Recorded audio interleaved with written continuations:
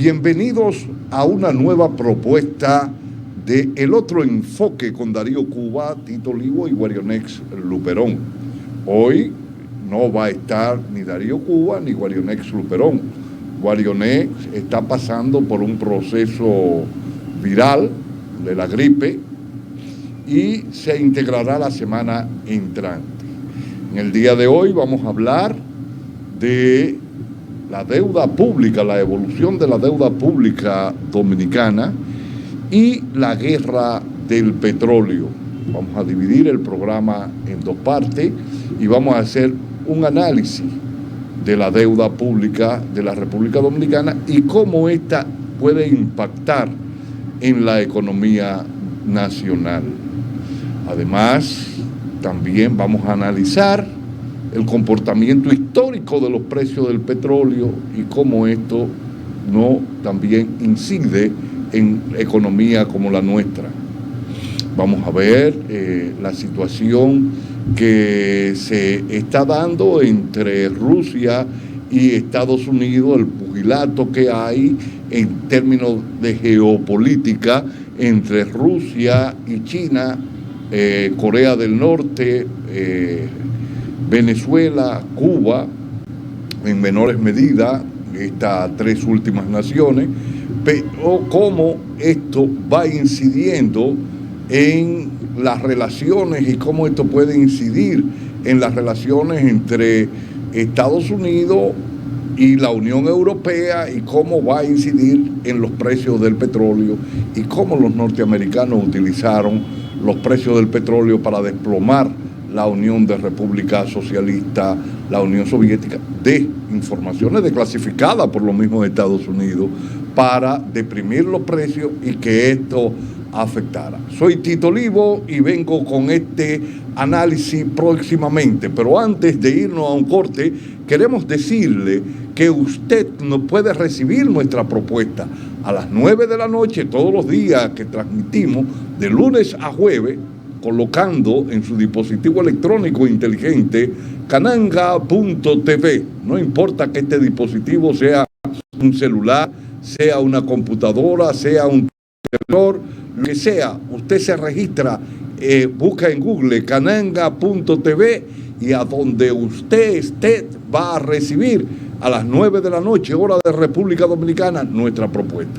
También puede buscarnos por el cable en el canal 252 y también puede registrarse en YouTube. Usted se registra en YouTube y busca El Otro Enfoque con Darío Cuba, le da a la campanita y va a estar recibiendo nuestra propuesta cada vez que nosotros la hagamos, la construyamos. Usted va a recibir esa propuesta. Pero además, si le gusta, usted le va a dar me gusta y la va a compartir con las redes de relacionados que usted tiene. Esto permite que nosotros podamos seguir avanzando con nuevas propuestas. Y le pedimos que comente la propuesta que nosotros hacemos. La comente ya sea en forma positiva o negativa, pero todos los comentarios son positivos porque eso nos permite a nosotros seguir avanzando. Nos vamos a un corte y cuando regresemos vamos a analizar la deuda pública de la República Dominicana.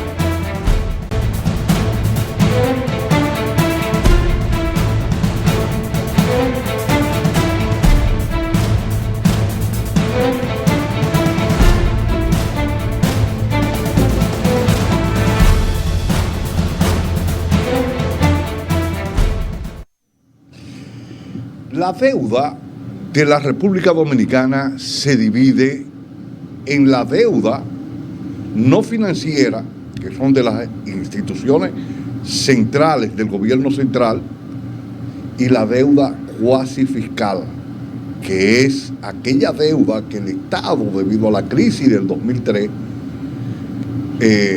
para salvar los bancos, contrajo el Banco Central.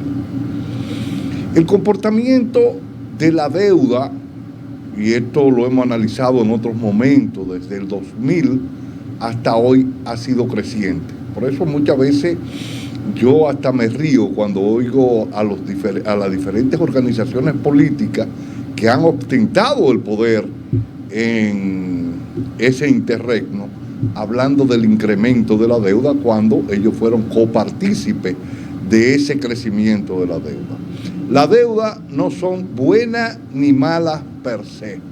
Lo bueno o lo malo es en qué usted ha estado invirtiendo ese dinero. Y ahí la situación crítica de la República Dominicana, porque esa inversión en gran medida se ha estado haciendo para seguir cubriendo el pago de la deuda. Vamos a ver si el Control Master nos pone las informaciones de crédito público, donde analiza desde el año 2018 hasta 2021 el comportamiento de la deuda y cómo vemos ese crecimiento de la deuda no financiera. Ahí está la evolución. Puede ampliarlo más para yo poder desde aquí ver ese comportamiento de la deuda. Si no, bueno, vemos que la deuda pública en el 2018 andaba por alrededor de 52.158.2 millones de dólares y que a noviembre del 21 esa deuda se redujo a 47.618.7 millones de dólares. Está dividida una parte en la deuda externa, que ha venido creciendo constantemente. La deuda externa desde el 2018 a noviembre del 2021 ha tenido un crecimiento constante, y la deuda interna que ha tenido un cierto nivel de reducción. No, hubo una información. La deuda pasó de 32.000, sino ha crecido la 2, pasó de 32.158.2 millones de dólares a 47.000 millones de dólares. O sea, ha estado creciendo. Lo que pasa que en la distancia, y como no estaba ampliado bien, se veía el 2018 como 52.000 millones. Esto nos da que desde el 2000 para acá, que era de 3.000 millones de dólares, nosotros hemos tenido un crecimiento violento de la deuda. El director de crédito público pues nos decía en el día de hoy en la prensa nacional que la deuda se redujo con relación al PIB. Y es verdad que hubo una reducción con relación al PIB, con relación al 2019 y con relación al 2020. Como ustedes podrán saber, el crecimiento de la economía en el 2019 se vio afectado por unos problemas que hubieron en los hoteles. El sector hotelero estuvo pasando por un mal momento y eso impactó. Y en el 2020, pues la economía se cerró totalmente y entonces no hubo crecimiento, sino que hubo descrecimiento en la economía. ¿Qué pasa? ¿Por qué se reduce con relación al PIB? Nosotros hemos dicho en otros análisis que hemos hecho que cuando medimos el PIB, la deuda con el PIB, es porque el PIB, el Producto Interno Bruto, no es más que la medición en términos monetarios de la producción de bienes y servicios al interior de una economía. Y como aquí hay un componente grande de cobro de impuestos a través del consumo, en la medida que se incrementa el Producto Bruto Interno, se incrementa la recuperación, o sea, el ingreso de recursos de parte del Estado por el crecimiento vegetativo de la economía. Y eso ha sucedido, y eso mismo lo acaba de explicar el director de Crédito Público cuando dijo que la República Dominicana incrementó el cobro de impuestos, tanto por las aduanas, por migración o por todas las instituciones que el Estado tiene para cobrar impuestos. Entonces, esta situación nos dice que sobre el PIB, la participación de la deuda en el PIB es un 52%. ¿Qué significa esto? Que si tomamos todos los bienes y servicios de la economía dominicana, que produce la economía dominicana, y los vendemos, nosotros lo utilizamos para pagar la deuda, la deuda, tanto interna como externa, nosotros vamos a tener que utilizar el 52% de esa producción y solamente nos vamos a quedar con el 48%. Ahora, si nosotros sumamos la deuda cuasi fiscal de la República Dominicana, que es la que nosotros tenemos que utilizar para el pago del Banco Central y anda alrededor de 12.1, 12.2 del PIB, nosotros tendríamos un 64%. O sea que iríamos incrementando. Y esto nos crea una situación difícil porque nos va acercando casi a tener que utilizar la mayor cantidad de recursos que genera la economía para el pago de la deuda. Y esto nos plantea que nosotros vamos a tener que seguir endeudándonos. Entonces, tenemos que ver esta situación desde la óptica del crecimiento de los precios del petróleo.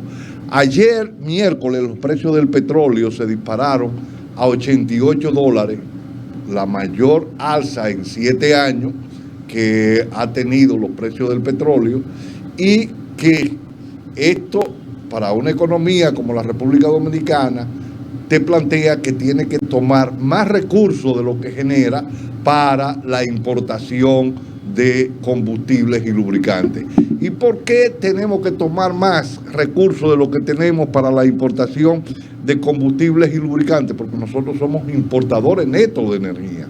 Nosotros producimos muy poca energía, la hídrica y alguna solar, que se producen al interior de la República Dominicana. Un poco solar, un poco eólica y un poco hídrica.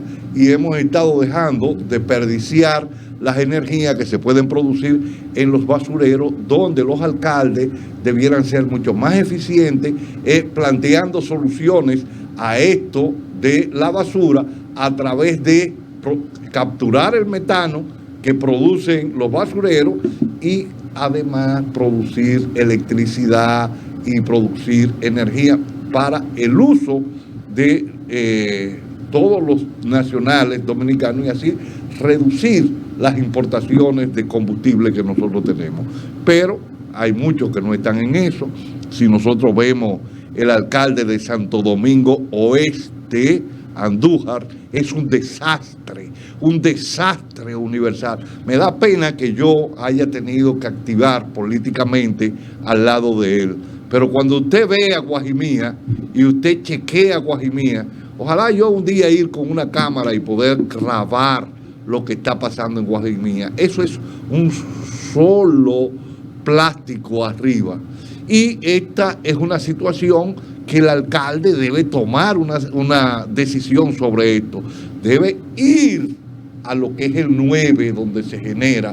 Porque no es que tú metas 20 camiones como ingeniero a sacar los plásticos que están ahí. Tú vas a meter 500, 200, 1000 camiones y no vas a resolver el problema, porque el problema hay que resolverlo en el 9, donde están todos esos kioscos que tomaron el área verde de la parte del 9, y tratar de crear una cooperativa para recoger esos plásticos y transformarlos en otro producto, porque la única forma que hay ahora mismo es educar, crear conciencia, pero también ponerle otro elemento adicional al plástico que te genere recursos a esa gente, que le genere recursos para que ellos se deshagan de esos plásticos.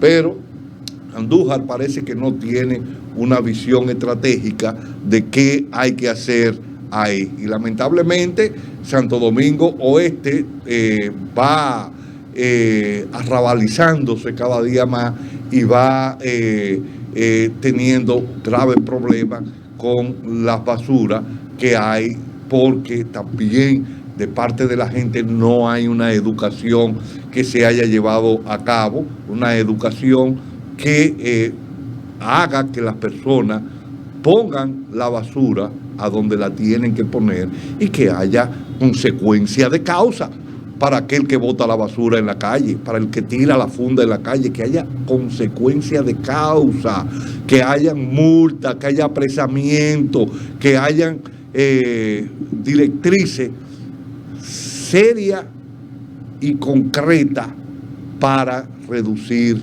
los sólidos, los desechos sólidos que alegremente estamos tirando, y que no solamente estamos afectando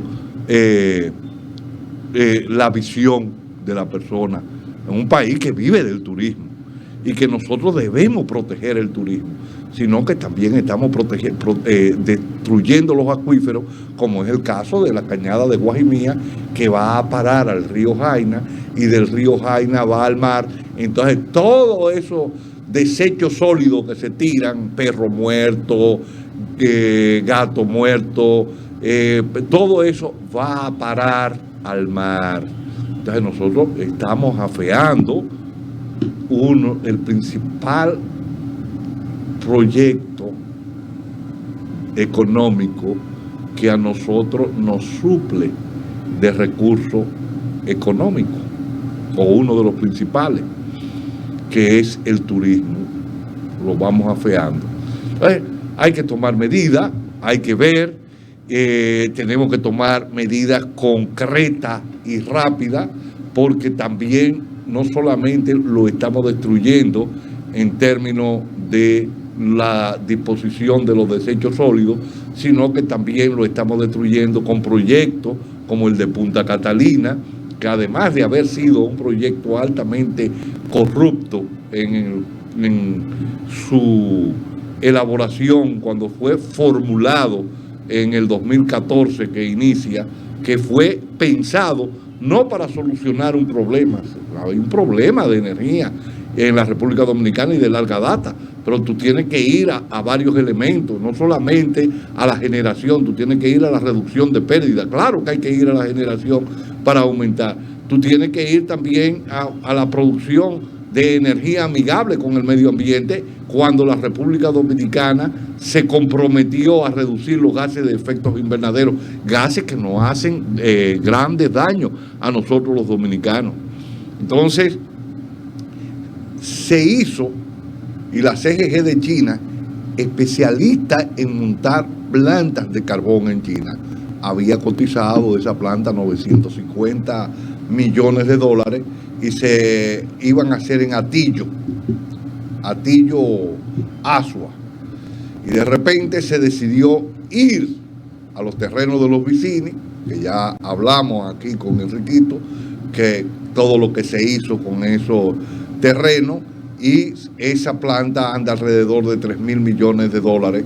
Y esos grupos que estuvieron vinculados a la producción corrupta de esa planta también están hoy manejándose para, a través de un fideicomiso público, y a través de lo que se llama como la dirección técnica, ellos quedarse por 30 años manejando esto, y quizá también, como no lo pudieron tomar a través de el arrendamiento, ese contrato de arrendamiento donde había una cláusula leonina que si no le pagaban a los Vicini, o los Vicini no le pagaban al banco que ellos le cogieron prestado, los terrenos y la infraestructura que estaba construida arriba de los terrenos iba a ser de ellos. Entonces, así sí es bueno hacerse multimillonario y así sí es bueno obtener beneficios donde el Estado invierte grandes cantidades de dinero y ellos con el tiempo se quedan con esos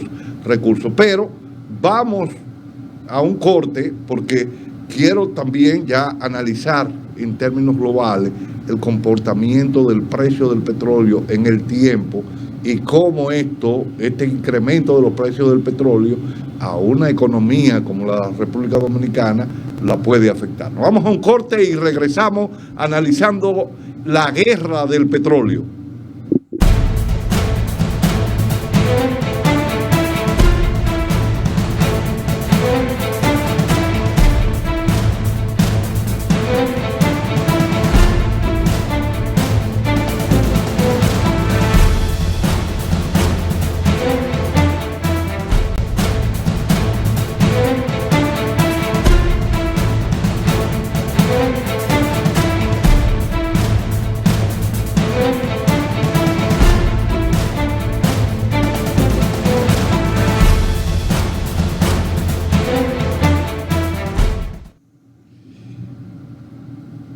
Hablar de petróleo, o para hablar del petróleo hoy, hay que hacer un análisis histórico del petróleo. Desde el año 1859, que se extrajo el primer barril de petróleo, hasta el año 1959, se sacaron 227 mil millones de petróleo. Del año 1959 a 1969 se extrajeron la misma cantidad de petróleo que se había consumido en 100 años. En solamente 10 años se consumió la misma cantidad de petróleo que hubo que utilizar en 10 años. Hoy, solamente en 2 o 3 años, se consume esa cantidad. La demanda de petróleo ha ido creciendo en la economía mundial. Y ha ido creciendo porque el petróleo no solamente es combustible químico para el movimiento de los vehículos o el movimiento de equipos eléctricos para la generación de electricidad o plantas para la generación de electricidad. El petróleo va más allá. El petróleo sirve de base para la fabricación de vehículos, para la fabricación de equipos de tecnología, sirve de base para la fabricación de ropa, para la fabricación de alimentos. Ahí tenemos los abonos químicos, la base también para la fabricación de gelatinas y una serie de dulces gelatinosos, también para la producción de medicamentos, la penicilina, una serie de productos que se hacen a partir del petróleo, y esto ha hecho que la economía dependa todos los días más del petróleo. No solamente se va a utilizar para eso, sino también para la producción de los paneles solares que se usan para la generación de electricidad, de energía renovable, y para la construcción de las zapas para la generación de energía eólica. Entonces, tenemos que el petróleo se está utilizando y estamos dependiendo cada día más de los precios del petróleo.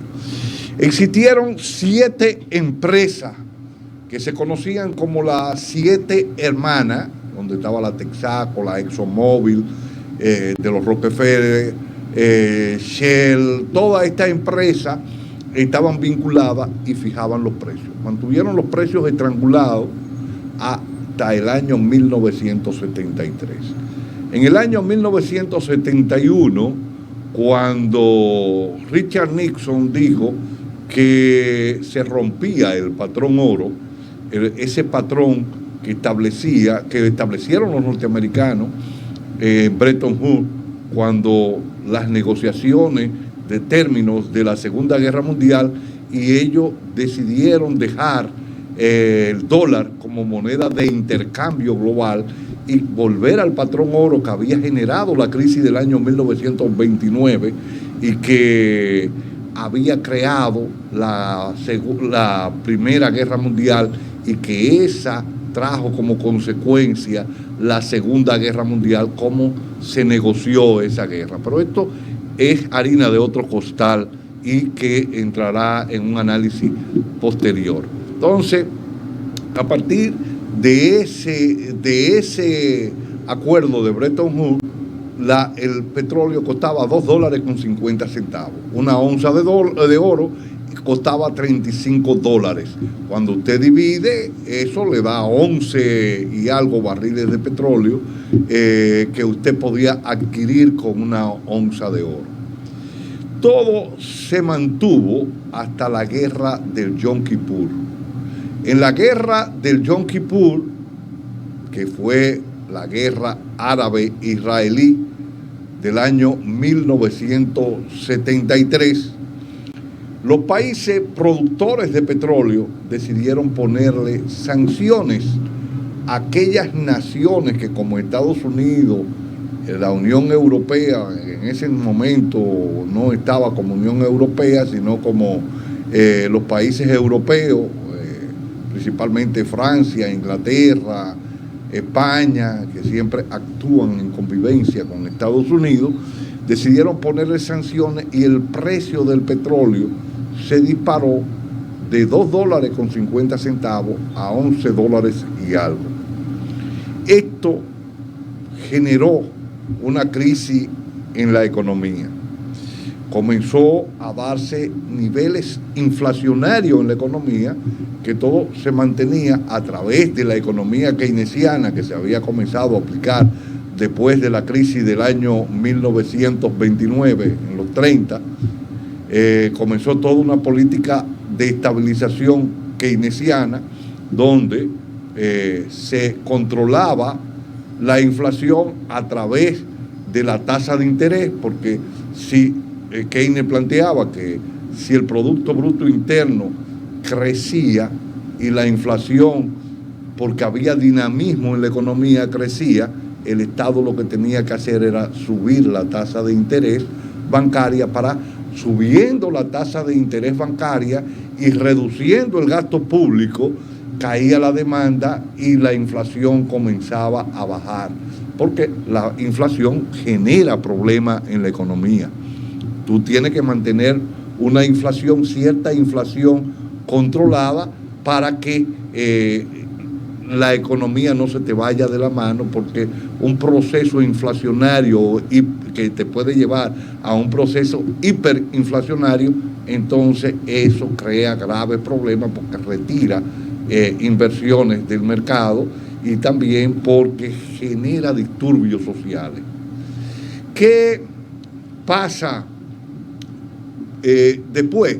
Que Keynes también planteaba que cuando había deflación en la economía, el Estado tenía que incrementar el gasto público, bajar la tasa de interés, para que las personas y las empresas cogieran dinero prestado, se incrementara la demanda efectiva y el dinamismo económico se generara.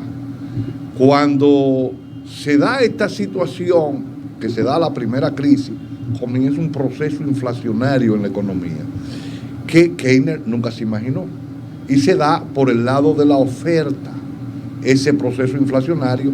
¿Por qué?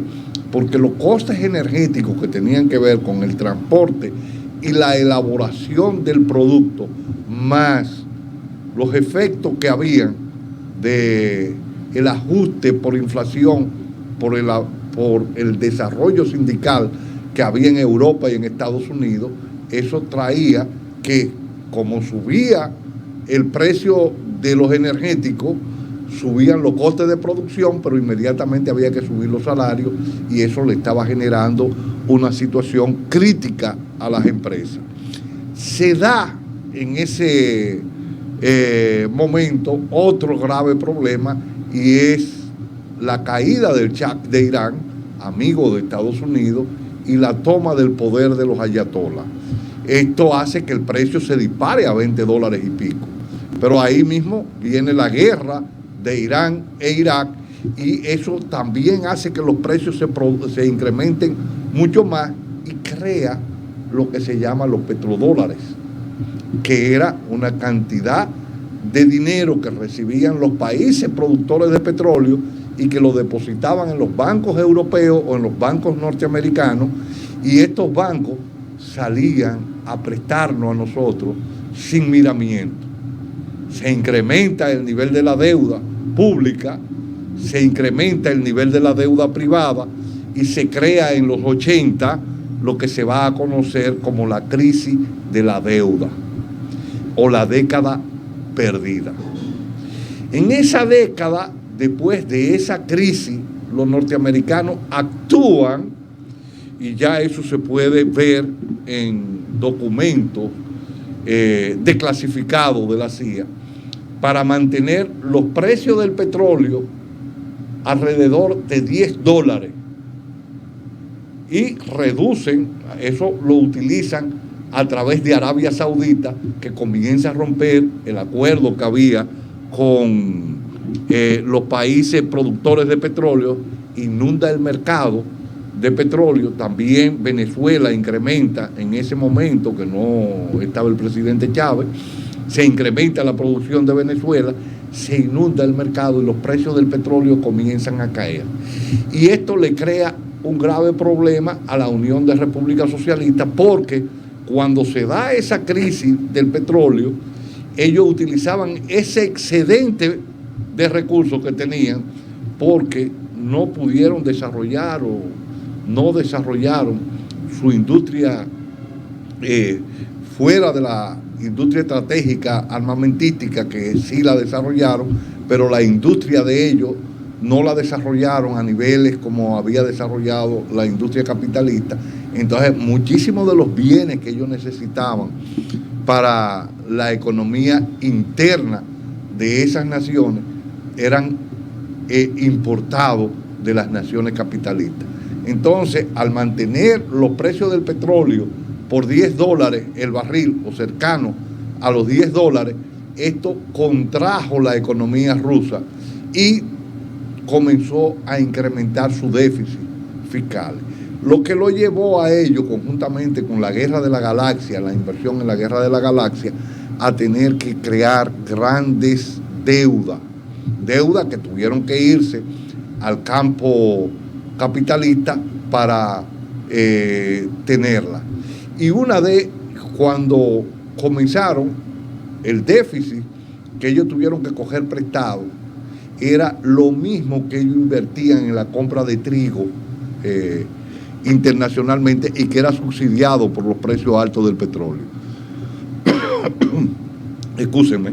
Entonces, ellos tuvieron que ir a endeudarse y firmar un acuerdo donde decía ese acuerdo que si había disturbio en cualquier país de la órbita socialista, del campo socialista, los rusos se eximían de mandar tropas del Pacto de Varsovia a esa nación.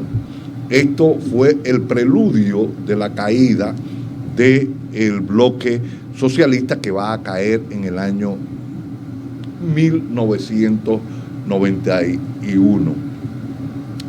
Pero conjuntamente con esa situación, ellos estaban jugando con China.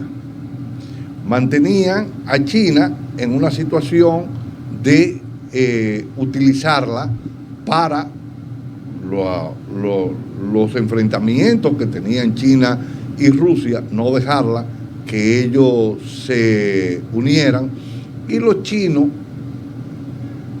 ahí hacen acuerdos con Estados Unidos de inversiones. Ahí viene en los 70 la democracia del ping-pong, donde comienza a desarrollarse, y ellos comienzan a desarrollar y a mudar toda la inversión de ellos a Asia, pero también a China. China acepta la inversión norteamericana. Esto con el doble objetivo de, por un lado, salir de la Unión Soviética como potencia que con ello se dividía el globo terráqueo, ¿okay? Estaba Estados Unidos por un lado y la Unión Soviética por el otro. Entonces, ellos comienzan a dar paso en esto, pero por el otro lado, a reducir su coste y a enfrentar los sindicatos que tenían adentro, que buscaban mayor bienestar con relación a los niveles inflacionarios. Entonces comienzan a mover toda su producción hacia Asia primordialmente y al Caribe. Ahí está la iniciativa de la Cuenca del Caribe, pero nosotros muy dirigido a las maquilas por el escaso desarrollo o la escasa inversión en educación que nosotros hemos tenido históricamente. Entonces los chinos comienzan a jugar en esta situación.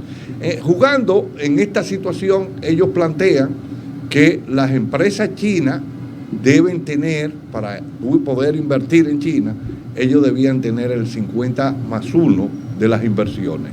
Y comienzan a hacer inversiones en China de empresas que buscaban mayor rentabilidad por la estabilidad, no había problema sindical, el gobierno chino se encargaba de la educación, de la salud, y no habían grandes inversiones, por lo tanto, iban a reducir esos costes laborales e iban a mantener grandes niveles de beneficio. China, en esos felices 90, comenzó a crecer. Ustedes recuerdan que los chinos andaban en bicicletica, ponían todito vestido con el uniforme de Mao, con su sombrerito y en bicicleta. Y la economía china fue creciendo y ellos fueron sacando cientos de millones de gente de la pobreza y fueron readecuando su economía y fueron haciendo inversiones en el área tecnológica, pero fueron desarrollando investigación al margen de las inversiones que llevaron los países capitalistas a su tierra, y ahí surgen empresas como Huawei, como otras empresas de tecnología, y comienzan a desarrollarse en términos tecnológicos. Hoy Huawei tiene el 5G y ya están desarrollando el 6G, pero también están desarrollando el internet satelital, igual que como lo está desarrollando Elon Musk a través de sus empresas, donde te van a vender un celular y tú no vas a tener que hacer contrato con compañía, porque a donde quiera que tú estés te va a conectar con ese celular. Y también comienzan los chinos a comerle los caramelos a los norteamericanos. Primero se conocía a los chinos como productores de bienes baratos y malos. Te decían, eso es chino, eso no dura, eso que ellos... Pero China fue dando paso, compró acciones de la Mercedes-Benz, se quedó con la Mercedes-Benz, compró acciones de la Volvo, se quedó con la Volvo, fue haciendo transferencias tecnológicas.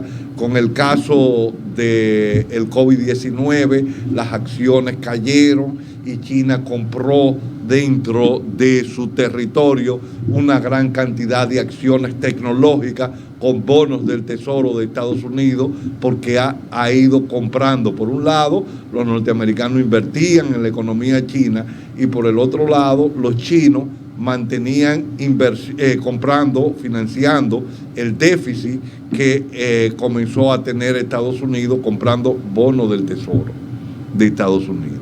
Ahora, la situación comenzó a agriarse con Trump, cuando Trump comenzó a decir que los chinos le estaban comiendo los caramelos y que iba a bajarle los impuestos a las empresas norteamericanas para que volvieran a territorio norteamericano, porque la producción se había mudado hacia Asia. Todo eso comenzó el enfrentamiento, y se agudiza aún más cuando comienzan a inflar en la parte de Taiwán los aires independentistas de Taiwán. Había un gobierno anterior al que está ahora que planteaba la convivencia con Taiwán, pero de Estados Unidos comenzaron a sembrar esa independencia y a inflar y a militarizar a Taiwán, y haciendo acuerdos y diciendo que no, que Taiwán podía ser una nación, cuando ellos en los 70 habían reconocido que existía una sola China y que esa sola China era la China continental. Ahora, ¿qué pasa? Cuando se va dando eso, en el 2010, 2011, 2012, se da la situación de Ucrania. Y en esa situación de Ucrania, China y Rusia, que se mantenían separadas, son enfrentadas al mismo tiempo por Estados Unidos. Un golpe de Estado en Ucrania para quitarle la base de Sebastopol en Crimea a los rusos, y la intervención que hizo Estados Unidos a través de la guerra de colores en el Medio Oriente para tomar el petróleo de Irak, con la invasión a Irak en el 2001, después el derrocamiento del coronel Gaddafi, diciendo que era un dictador. Lo que han hecho es que han desbaratado esa nación. Cuando se te entregaba una casa, cuando tú te ibas a casar, y se te regalaba un carro y todo, y los libios tenían asegurado su vida. Y se invade a Siria, o se crea un levantamiento para invadir a Siria, donde los rusos tenían otra base. Putin decide intervenir ahí en Libia, e interviene también en Ucrania. Se mueve rápidamente, se crea el conflicto del Donbass, donde se crean las repúblicas separatistas de Lugansk y Donetsk, de habla de ruso parlante, y donde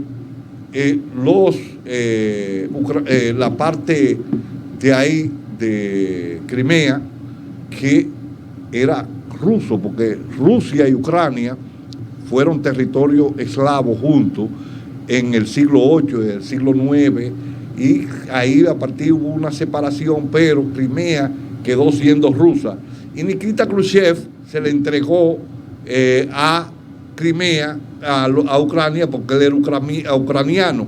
Entonces fue muy fácil para Putin poder retomar otra vez Crimea, porque se hizo un referéndum y el 98%, 97, 98% de los ciudadanos de Crimea que se entendían que eran rusos, se votaron a favor de que Crimea pasara a Rusia, y Rusia tomó esa base. Esa situación hizo que los rusos y los chinos moderaran su enfrentamiento que tenían histórico, y que comenzaran un proceso de lucha contra Estados Unidos. Los norteamericanos comenzaron a darle sanciones a Rusia, sanciones, todo esto, y los rusos comenzaron a manejar el término del Donbass para mantener a Ucrania en su frontera alejado, pero los norteamericanos comenzaron a acercarse a esa frontera, tratando de que Ucrania pertenezca a la OTAN, pero además haciendo incursiones en el mar de Taiwán. Esto hizo que Putin pensara más allá y se reuniera con Xi Jinping y crearan el yuan digital para sustituir el dólar como moneda de intercambio. O sea, se fue una jugada más allá. Comienzan a sustituir el dólar, y a partir de ahora, del 2022, y comienzan a reducir a través del yuan y el rublo los intercambios entre Rusia y China. Rusia, con un gran desarrollo militar, con cohetes hipersónicos Mach 5, sobre Mach 5, que llegan a Mach 20, como el Anglar, y esto que no son cohetes en línea recta, no se lanzan en línea recta, sino que se pueden lanzar al espacio sideral y desde ahí modificar su trayectoria, y tú no sabes, el radar nunca lo puede captar, porque el radar te capta al final y al principio, y entonces ahí tú puedes lanzar el ataque para interceptar ese misil que va. Entonces, comienza China también a desarrollar y comienza a darse ese enfrentamiento. Hoy la situación es compleja.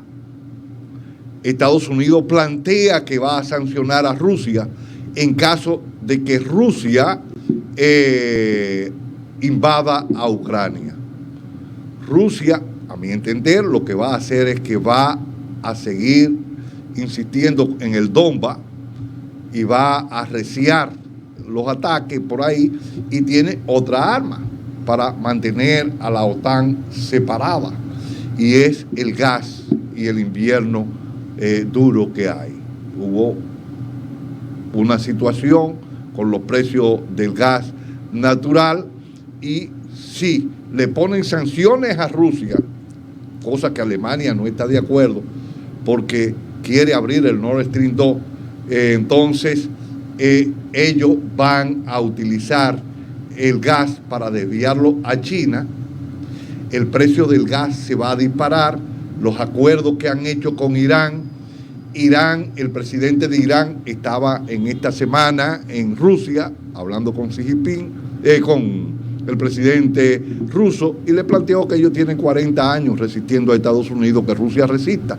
Entonces esto puede ser que por el estrecho de Hormuz, que pasa más del 20% del petróleo que se utiliza aquí, en un caso de sanciones que se puedan agudizar y que los Estados Unidos quieran atacar a Venezuela o quieran atacar a Irán, y que Irán obstruya el estrecho de Hormuz, eso nos va a traer a nosotros una situación difícil, porque el precio del petróleo se puede meter alrededor de los $200, y para una economía como la República Dominicana, altamente endeudada y que tiene que coger prestado para seguir pagando, estos precios nos pueden traer a un proceso inflacionario más drástico que el que tenemos hoy, porque puede haber una dislocación de la tasa de cambio, y eso nos puede traer a graves problemas. Es ahí donde nosotros tenemos que repensar nuestra economía, y tenemos que rediseñar la economía, y tenemos que aprender a utilizar esos productos orgánicos que los tiramos como desecho para la producción de biogás y la producción de energía, para nosotros depender menos de las energías fósiles importadas. Ya nos hicieron señas de que hemos llegado al final de este programa. Queremos decirle que esta propuesta que le he servido, soy Tito Olivo, es con la finalidad de que nosotros podamos ir avanzando hacia una economía más sólida. Vuelvo y le pido, antes ya de despedir el programa, que se registre en YouTube, que le dé a la campanita y que comparta en sus redes relacionadas esta propuesta que hemos hecho. Muchas gracias y hasta el próximo lunes.